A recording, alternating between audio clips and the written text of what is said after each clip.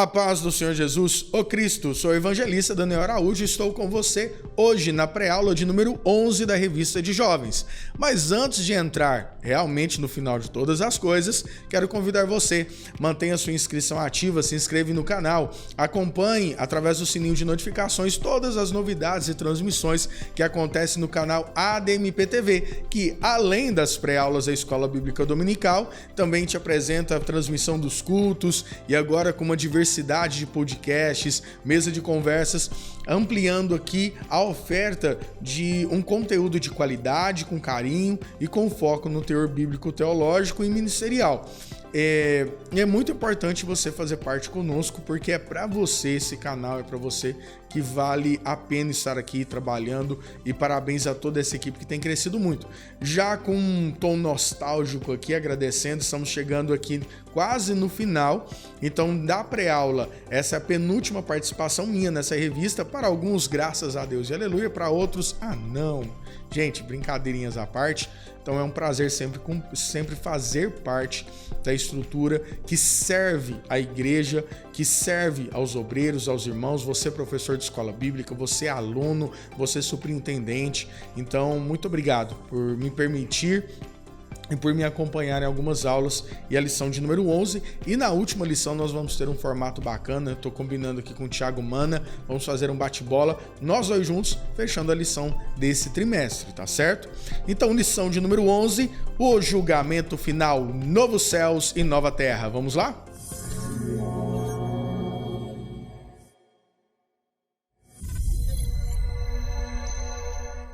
Então, lição de número 11, ela é para o dia 12/12 e eu quero aqui fazer menção que é o dia da Bíblia. Então, quem sabe já é um tema bacana de começar uma discussão na sua escola bíblica. Então, precisamos valorizar o dia da Bíblia, que tem um movimento político também, então tem muita coisa bacana para se comentar. A lição fala julgamento final, novos céus e nova terra. O texto sugerido se encontra em Apocalipse capítulo 20, versículo 11, que nos diz da seguinte forma: E vi um grande trono branco, e o que estava sentado sobre ele, de cuja presença fugiu a terra, o céu, e não se achou lugar para eles. A síntese: no final da história, Deus pedirá a prestação de contas da humanidade não regenerada e, após a condenação, estabelecerá definitivamente novos céus e nova terra, nos quais habitará a justiça. Eu vou recomendar também a leitura de alguns textos bíblicos da agenda de leitura que se encontra na sua lição. Para a gente agilizar o tempo aqui, eu não vou ler, mas é importante, então, segunda-feira, João capítulo 3, versículo 18, depois na terça, Apocalipse 20, versículo 12, quarta-feira, o Evangelho segundo João, capítulo 5, versículo 29, na quinta-feira, Isaías, capítulo 65, versículo 17, Salmo 102, versículos 25 e 26, e por fim, 2 Pedro, capítulo 3, versículo 13, tá? Acompanha na sua lição, é importante para a gente entender alguns pontos. Então, retrospectiva, sempre importante, muito interessante, sabendo que nós temos uma visão pré-tribulacionista, milenista, e isso significa muito para nós pentecostais, que tem uma amplitude, uma visão dispensacionalista. O que isso tudo significa, evangelista Daniel? Que loucura é essa já no começo da aula?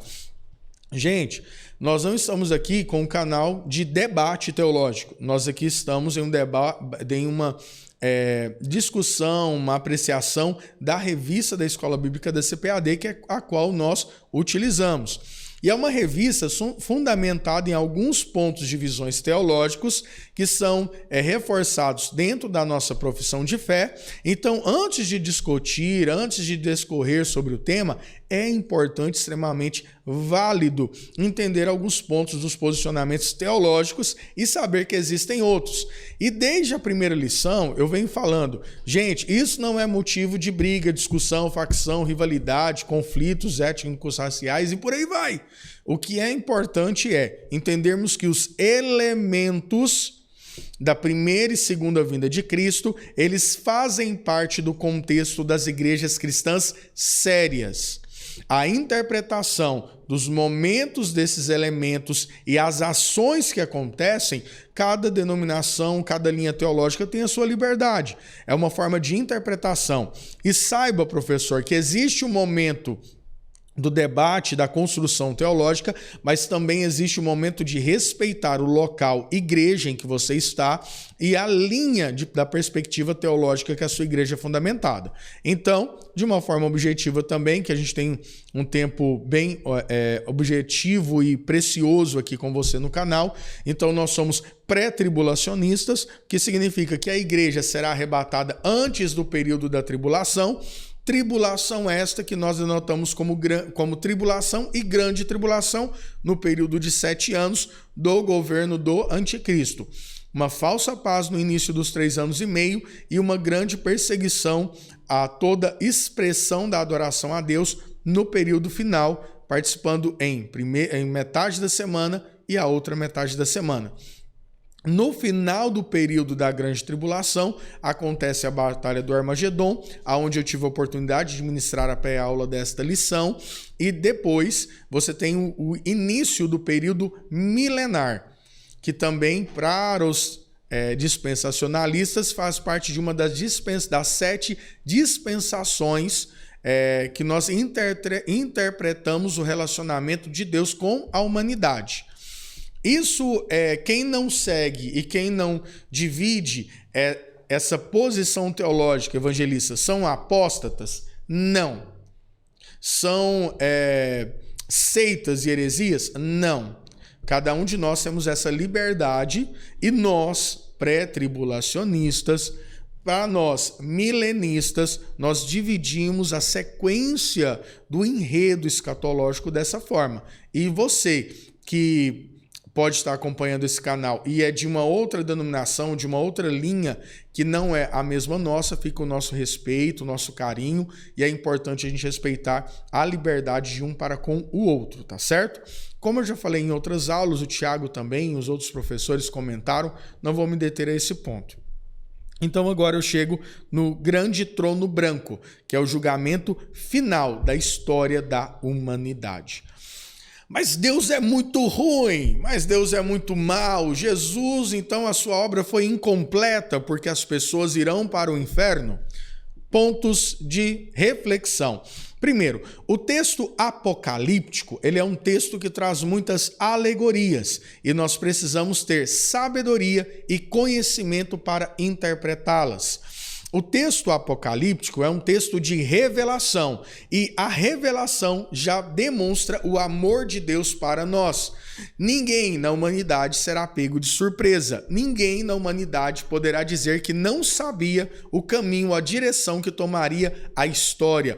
O desfecho da história, ele já é anunciado.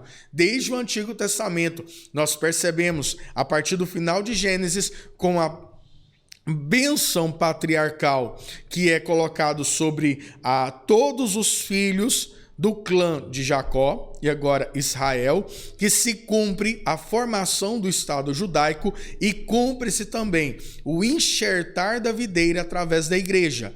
Então, toda a revelação do Antigo e Novo Testamento culminam em entender que Israel era exemplo para os fiéis e para as nações e que a igreja é a estrutura que nos colocou, nós de não descendência judaica, dentro do projeto e da proposta, dentro da visão salvífica de Deus. Esta é revelada em Gênesis capítulo 3, aonde a serpente seria exterminada, lhe feriria o calcanhar daquele que pisaria na cabeça dela, mas que no final ele triunfaria sobre a morte, a pessoa de Cristo. E agora a formação do Estado judeu, e sabendo que a promessa patriarcal para a descendência de Abraão, Isaque e Jacó se cumpre também no milênio, porque quem é o enredo formatador do milênio são aqueles que não perseguiram e os judeus que acreditaram na promessa e se refugiaram aos pés do monte, esperando Cristo os libertar. Todo o descortinar da história, todo o enredo, ele é revelado na Bíblia, do passado, do presente e do futuro. E existe um peso muito maior sobre nós que testemunhamos hoje o agir de Deus através de Cristo no passado, o fortalecimento da igreja e a sua vinda futura. Essa revelação de Deus mostra que a liberdade, nós que temos uma interpretação particular sobre o livre-arbítrio, denota que as pessoas terão autonomia de expressar a sua adoração a Deus, bem como também essa consequência da condenação pelas suas escolhas. Irmãos, e aí no final da revista traz alguns pontos de que Cristo, ele teria morrido e que sua morte em determinado momento levará todo mundo à salvação. Cristo, ele abre as portas da salvação, mas cabe a mim, particularmente, caminhar e transpor essas portas. E é um desafio cotidiano. A igreja, ela é militante. Eu vou repetir. A igreja, ela é militante. Nós somos uma expressão da igreja na particularidade e nós somos o coletivo da igreja na sua expansão. Nós temos que entender a abrangência coletiva da bênção de Deus, porque a decisão da salvação é individual, mas a salvação é da igreja. A igreja, ela é a única estrutura teológica que perfaz toda a sistematização. Nós vemos a igreja falando de Cristo na cristologia, falando do pecado na hamartiologia, falando sobre a salvação na soteriologia, falando sobre a vinda do Senhor na escatologia, sendo conhecida e estruturada na eclesiologia. Então a igreja é peça fundamental. E a igreja também é peça importante para impedir o agir de Satanás de uma forma mais liberal no nosso cotidiano. O versículo nos diz que sobre a igreja não prevalece o inferno. Seria como se a igreja fosse quem segura a porta e do outro lado o inferno. Mas quem faz força é o inferno, porque a mão da igreja, de uma forma muito poderosa, através do Espírito Santo, prende essa fechadura, porque quando a igreja for arrebatada, o inferno terá portas abertas. E isso é muito sério, meus irmãos. O papel da igreja na sociedade, ele é muito sério, nós precisamos lembrar disso. Então a igreja, ela é arrebatada para os céus, acontece a tribulação aqui na terra e o final de todos os pontos é o trono branco. O final de todas as coisas no sentido escatológico, porque depois do trono, assim acontece o governo milenar de Deus. E o milênio, ele é indescritível, não temos noção de como descrever aquilo que é o milênio, a eternidade. Então, mudando a expressão, porque não confundam o milênio com os 1000 anos do governo de Cristo na Terra, mas agora já falando o pós-trono branco, aonde entra a eternidade. Um governo que não tem mensuração, não tem como a gente estruturar. É um governo de glória e plenitude. Amém? O texto bíblico se encontra em Apocalipse, capítulo 20, versículo do 11 ao 15, e também capítulo 21, do versículos do 1 ao 3. A revista começa no tópico 1 falando sobre o julgamento final.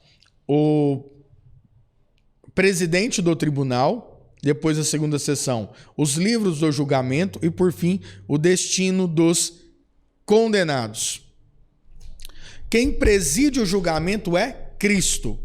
Quem preside o julgamento é Cristo.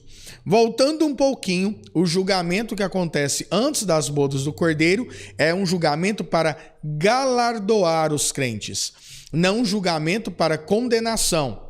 Esse julgamento que aconteceu é um julgamento que reconhece o trabalho e as obras dos cristãos, do crente que se entregou em prol do evangelho e gerou frutos. Agora acontece um tribunal que não estão contestando a sentença, mas será apresentado a condenação. A sentença, então, é a morte eterna no sentido de estar no inferno, no Geena. Agora, a Bíblia não denota e não se detém aos detalhes de qual será o teor, ou a pressão, ou o peso da condenação de acordo com as obras ruins de cada indivíduo na Terra. Lembrando que agora é da história da humanidade. Quem inaugura de uma forma muito ruim o Geena, que é o lago de fogo e enxofre, é no período do Armagedon, onde é condenado o falso profeta e é onde é condenado também a própria pessoa do anticristo. O período do milênio, onde nós estruturamos a imagem da criação de Deus, no seu final, no seu fechamento do período, Satanás ele é liberto por um certo tempo e articula às nações uma perseguição a Jerusalém. Essa perseguição, obviamente, que não gerará frutos na destruição da estrutura que Deus criou, mas que a muitos enganará e a muitos levará para a condenação. Quem preside o tribunal é a pessoa de Cristo. O livro do julgamento, e aí Apocalipse sempre tem uma fala ou outra sobre livros, sobre escritos, sobre listas. Esses livros, e a gente entende que a soberania de Deus, a autossuficiência de Deus, ele não precisa ter escrito em livros para lembrar de fatos. Aqui é uma linguagem, é uma apresentação simbólica de que o registro do testemunho das nossas vidas, ele é reconhecido e tomado nota pela pessoa do Deus Todo-Poderoso. Então será aberto todo o descortinar. E Deus, ele levanta a igreja para ela ser militante. O que é ser militante? O próprio Jesus disse que os céus é conquistado na força e não na briga. Tem diferença. Vamos pegar as nossas armas, levantá-las em punho e forçar a aceitação do evangelho por todas as outras nações? Já tentaram fazer isso na história, não deu certo e não é o que a palavra de Deus orienta. Esta briga é uma briga pessoal contra os frutos da carne, contra os costumes nocivos e lascivos da sociedade contemporânea, contra visões humanistas, e não no sentido de valorização do homem, mas de exaltação do ego humano. Então nós somos militantes contra essa estrutura, contra todo esse enfrentamento que precisamos ter. Nós somos militantes porque nós precisamos olhar para a sociedade e abraçar a sociedade independente do que ela tenha feito de bom ou mal. Nós precisamos olhar para o outro e valorizar a vida e saber que é uma alma que precisa de salvação. Somos militantes quando nós não aceitamos leis no Congresso que desconfigurem a família, a célula máter da sociedade. Somos militantes quando nós não aceitamos a afronta à liberdade de expressão religiosa que nós possuímos. Somos militantes quando nós valorizamos o outro e a personificação da outra pessoa como um indivíduo ativo na sociedade. Somos militantes quando nós não aceitamos baixar a cabeça com a mentira, a roubalheira que acontece e a exaltação de homens em detrimento de outros. Somos militantes quando nós perseveramos na nossa fé, na caridade e no amor, porque sem esses três elementos fundamentais nós enlouqueceríamos na sociedade.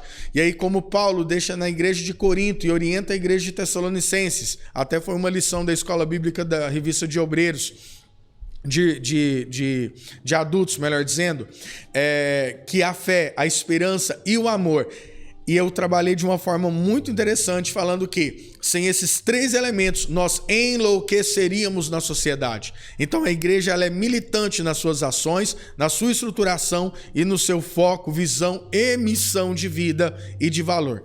Igreja, valorize a estrutura eclesiástica, não no sentido político da palavra, na sua organização, mas no sentido de transformação que ela pode fazer na sociedade contemporânea. Nas suas mãos tem um poder, muitas vezes, que você desconhece. Nas suas mãos tem um poder que muitas vezes nós não utilizamos como deveríamos. O Senhor nos deu poder para libertar, para curar, para sarar física e espiritualmente as pessoas. O Senhor coloca em nós dons espirituais, porque a nossa luta não é contra a carne ou sangue, mas contra as hostes e as potestades nas regiões celestiais, como está em Efésios capítulo 6. E eu só consigo militar no campo espiritual através do Espírito Santo, através dos dons espirituais de revestimento de poder. E eu preciso colocar em prática isso cotidianamente. O contrário de uma igreja militante são as pessoas que se alimentam e vivem pelo prazer da sociedade. Uma sociedade hedonista que exalta o ego humano, a soberania do intelecto humano e não reconhece Deus como criador de todas as coisas. E o destino dessas pessoas será o inferno. O destino das pessoas que fazem o mal, que diminuem o próximo, que coisificam a população, será o inferno. Então o inferno ele é real. Assim como a pregação do céu precisa causar impacto na sociedade, a pregação que também revela o inferno, ele também precisa causar impacto na sociedade. Uma sociedade temporal é uma sociedade que vive o hoje, vive o agora, vive pelo financeiro, vive pelo ganho de bens materiais e não consegue transcender para uma visão atemporal. A igreja militante ela é atemporal. Lembrem disso, igreja. Lembre disso, você que acompanhou esse vídeo até agora, tá bom? O destino dos condenados, fechando aí o primeiro tópico. No segundo tópico, nós falamos sobre novos céus e nova terra. Existe uma discussão teológica, uma discussão muito bonita que fala que esta terra que nós temos hoje, ela será destruída e reconstruída ou ela será restaurada?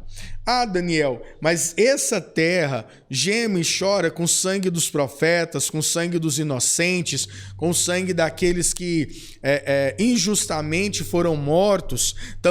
Ela também assiste o pecado do homem. Essa terra, então, deveria ser desfeita. Ok, mas também nós servimos um Deus detentor de todo o poder e que pode restaurar essa terra. Ele tem poder para isso. Então essa discussão de que esse novo céu e nova terra é no sentido de uma novidade de existência ou no sentido de uma nova criação que vai existir, Deus saberá e nos revelará, eu acredito nisso. Mas assim como em Gênesis capítulo 1 e capítulo 2, nós terminamos toda a criação falando que Deus criou e viu que era bom, ele tem poder para restaurar também, porque eu sou restaurado aos pés do Senhor, eu fui restaurado quando eu acreditei em Cristo e me rendi a Ele como o único suficiente Salvador da minha vida e de transformação do meu ego humano. Amém? O fim do mundo, depois a Nova Jerusalém e fechando aí o tópico 2 com essas duas sessões. O fim do mundo, o cataclismo final da existência é tratado no contexto bíblico, tanto pelos profetas do Antigo Testamento quanto por Jesus e os apóstolos do Novo Testamento. No finalzinho fala assim: a terra contaminada pelo pecado não resistirá ao esplendor da presença de Deus. O universo físico não se sustentará diante da pureza, santidade e glória daquele que está presente sobre o trono. E aí nós interpretamos uma novidade, uma recriação ou uma restauração. Deus ele é poderoso o suficiente para fazer as duas coisas. E o que importa a nós é estarmos com ele em glória. Amém? Segundo momento, a Nova Jerusalém. A Nova Jerusalém é o lar eterno e destino final dos salvos. No finalzinho dessa sessão fala da seguinte forma: no paraíso de Deus, alimentar-se a Nova Jerusalém, estaremos lá para comer da árvore da vida no paraíso de Deus, alimentar-se do maná escondido, receber uma pedra branca com um novo nome escrito, vestimentas brancas, sentar-se com Jesus em seu trono e etc. No entanto, esses privilégios só serão concedidos aos que vencerem. A igreja que milita hoje e será galardoada e glorificada no porvir. Nós temos que ter em nós, e você que está aí me assistindo, tem que ter uma visão de eternidade. Nós não somos seres finitos. Nós somos seres infinitos. Nós somos seres que não terão um fim. Ou nós estaremos em glória com o Senhor, ou nós seremos destinados ao inferno. Então, é uma palavra pesada que nós estamos discutindo e trabalhando nessa pré-aula, mas é uma palavra necessária. Assim como o céu existe, o inferno também existe. A cultura greco-romana fala que existia o Tártaro e existia também os Campos Elíseos, e que as almas que ou iam padecer no Tártaro por conta de coisas ruins que faziam na sua vida, ou as que iam aos Campos Elíseos pelas boas dádivas que eles faziam aos outros, passariam um ciclo de 1000 anos e depois reiniciaria uma reencarnação e um novo ciclo para a existência dessa alma. Isso não acontecerá. Ao condenado, a eternidade será, e ao salvo, a eternidade será, gente.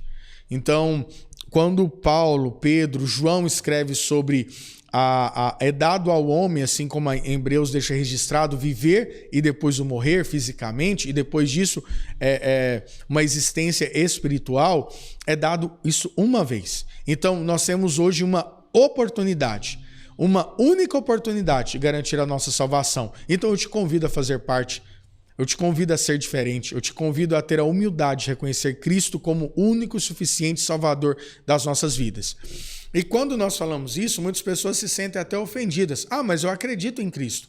Mas esse acreditar em Cristo não é só no Cristo histórico, que fez um marco histórico temporal na humanidade, há mais de 2000 anos atrás. É acreditar num Cristo que é norteador de uma transformação de vida. O que bebia não bebe mais, o que fumava não fuma mais, o que prostituía não prostitui mais, o que fazia coisas ruins já não faz mais. Uma transformação de vida, toda uma novidade de vida. É a esse Cristo que nós devemos nos render e nos debruçar aos pés da cruz. Amém? Por fim, a alma é imortal e a vida não cessa. E aqui confronta duas perspectivas até teológicas sobre essas visões. Sofrendo para sempre. Há duas doutrinas bastante prejudiciais à fé cristã, as quais são veementemente refutadas nas Escrituras: o universalismo e o aniquilacionismo. O universalismo e o aniquilacionismo. Pontos bem objetivos e práticos aqui dessas duas ideologias. O universalismo fala que até as almas podem ir para o inferno para pagar por certo período o mal que fez a nossa humanidade. Alguns escritores citam até Hitler, Napoleão muitas vezes é visto como déspota também e marginalizador de sociedades, outros imperadores romanos que foram cruéis, assim como Calígula, até do primeiro século da igreja cristã, mas que eles padecerão por certo período e depois terão ali uma mudança na estrutura da eternidade deles e poderão viver no céu. Existe dentro do hinduísmo a ideia do karma, a ideia da reencarnação, a ideia também do nirvana, que é justamente isso. Pessoas que fizeram coisas ruins, elas terão um purgatório para purgar ali pelos pecados e pelas coisas ruins e depois terão uma preparação ali para uma condição e uma situação de eternidade, de salvação nessa eternidade salvífica. A Bíblia não fala dessa forma. Então, outros falam também, dentro do universalismo, que a obra de Jesus foi completa. Por isso deve acontecer. No entanto, a Bíblia fala de eternidade. A eternidade ela não terá mudança na sua condição, na sua estruturação. Aquele que entrar para a eternidade em glória ficará em glória, e aquele que entrar na eternidade para o sofrimento no Geena ficará no sofrimento do Geena. Outra estrutura é o aniquilacionismo, que fala que a vida ela terá um fim, tanto corpórea quanto espiritualmente. Então existe ali uma finitude na estrutura emocional, física e espiritual daquilo que é a formatação e a formação do homem. A Bíblia não nos traz dessa forma, ela não nos diz assim. Ela fala de eternidade, nos dois aspectos, na salvação e na condenação. uma relação mais profunda é o próximo tópico, que já fecha também a lição de número 11. E aí eu quero ler o finalzinho aqui. A vida nunca cessará, seja no céu ou no lago de fogo, onde o bicho não morre e o fogo não se apaga. A ausência de Deus, ela já provocará no homem. E aí tem essa discussão de onde aonde está, qual que é a posição geográfica no mapa da criação dos universos de Deus, aonde é o Geena, onde é o inferno. Geena é esse que é uma rememoração de lugares aonde pessoas muito ruins dentro da Bíblia faziam suas adorações ao deus Moloque, onde matavam-se crianças a esses deuses. Então, na cultura greco-romana, nós chamamos o inferno, que muitas vezes é chamado de Tártaro, muitas vezes de inferno propriamente dito, e também o Geena, que existe ali dois momentos da condenação. O Tártaro seria a porta de entrada para o inferno, que já é um lugar de tormenta, e o Geena é propriamente o lago de fogo e enxofre, onde será inaugurado ali pelo anticristo, pelo falso profeta, e depois também será lançado o próprio Satanás. Então, essas estruturas, e aí tem essa discussão da divisão dos estados infernais. Na Idade Média teve discussões assim muito grandes sobre o que seria essas escadas ou as escalas do inferno. A cultura grega também tinha uma estrutura bem particular sobre a questão do inferno, e o fato é que ele será inaugurado e ele é eterno. Irmãos, então uma reflexão final. A palavra do Senhor, ela nos revela, a palavra do Senhor, ela nos mostra o caminho, a verdade e a vida. A palavra do Senhor, ela nos quer dar uma transformação e ela nos revela também que nós somos eternos. Existe algo transcendente a essa temporalidade que nós vivemos. E é uma lição bem pesada, é uma lição com muitos conceitos, então é necessário estar bem preparado para a próxima Escola Bíblica Dominical.